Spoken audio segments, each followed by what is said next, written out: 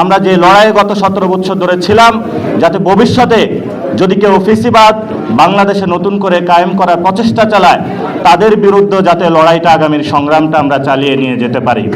সরকার জ্বালানি সংকট থেকে শুরু করে অনেকগুলো বিষয় বাংলাদেশকে মানুষের সাথে লুকোচুরি খেলছে। আমরা সরকারকে অনুরোধ জানাবো, দেশের প্রয়োজনে যেই কোনো কাজে বাংলাদেশের মানুষকে আমরা সার্ভ করতে প্রস্তুত আছি, কিন্তু সরকারকে খোলাসা করে বলতে হবে কেন লোডশেডিং হচ্ছে। জ্বালানি সরকার বলছে যে জ্বালানি আছে, কিন্তু আমরা পেট্রোল পাম্পে গিয়ে জ্বালানি পাচ্ছি না। তাহলে সমস্যাটা কোথায়?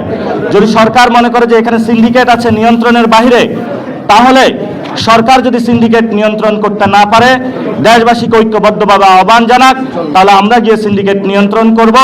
আমরা আশা করি যে সরকার জনগণের সামনে এই বিষয়গুলো খোলাসা করবে। এসএসসি পরীক্ষার্থীরা আমাদেরকে ফোন দিচ্ছে যে লোডশেডিংয়ের কারণে তারা পড়াশোনা করতে পারছে না, তাদের পড়াশোনা ব্যাহত হচ্ছে, পরীক্ষার জীবনযাত্রা ব্যাহত হচ্ছে।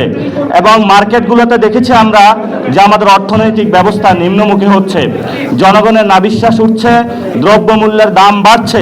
সেই জায়গায় আমরা এটাও চুপিসারে শুনতে পাচ্ছি সরকার মুদ্রাস্ফীতি নিয়ন্ত্রণ করা তো দূরের কথা, সেখানে শুনলাম আমরা নাকি বাংলাদেশ ব্যাংক থেকে হলো গোপনে গোপনে সরকার নোট ছাপাচ্ছে। মাননীয় প্রধানমন্ত্রীকে আমরা বলবো, আপনার মুখ খোলা শুরু করুন। আমরা আপনার কাছে জবাবদিহিতা চাই। আপনি যে কাজটি করেছেন অ্যাকশনের আমরা রেজাল্ট দেখতে চাই। পার্লামেন্টে সরকারি দল বিরোধী দল আজকে যে আলোচনাগুলো চলছে করছে, এগুলো দেখে আমরা হতাশ। জনগণ আইন প্রণয়ন করার জন্য আপনাদেরকে পাঠিয়েছে, সেখানে যারা মানুষগুলো শহীদ হলো, জুলাই আহত হলো, সেই মানুষগুলোর একটি বড় দাবি ছিল যে বাংলাদেশে আমাদের হসপিটালগুলোতে অ্যাক্সেস থাকবে, এডুকেশনে অ্যাক্সেস থাকবে, নতুন নতুন আইন তৈরি হবে, যে আইন তৈরিগুলোর মধ্য দিয়ে আমরা একটি নতুন বাংলাদেশ দেখতে পাবো। কিন্তু সরকার সেখানে গিয়ে আমরা দেখলাম কি বিরোধী দলকে একবার হলো হাস্যোজ্জ্বল মুখে হলো সমালোচনা করে, আবার হলো সরকারি দলের মধ্যেও সরকার হলো কখনো কখনো চুপ করে থাকে। বেগম খালেদা জিয়ার যারা সন্তান রয়েছে, বেগম খালেদা জিয়ার অনুসারী দাবি করে, ভুয়া অনুসারী দাবি করে, যারা গণতান্ত্রিক প্রক্রিয়াকে বিনষ্ট করার জন্য বাংলাদেশে নতুন করে ষড়যন্ত্র করছে, আমরা তাদেরকে বলবো, অতীত স্মরণ করুন যেদিন আপনি রাজপথে গুলি খেয়েছিলেন, অতীত স্মরণ করুন যেদিন আপনি গুম হয়েছিলেন।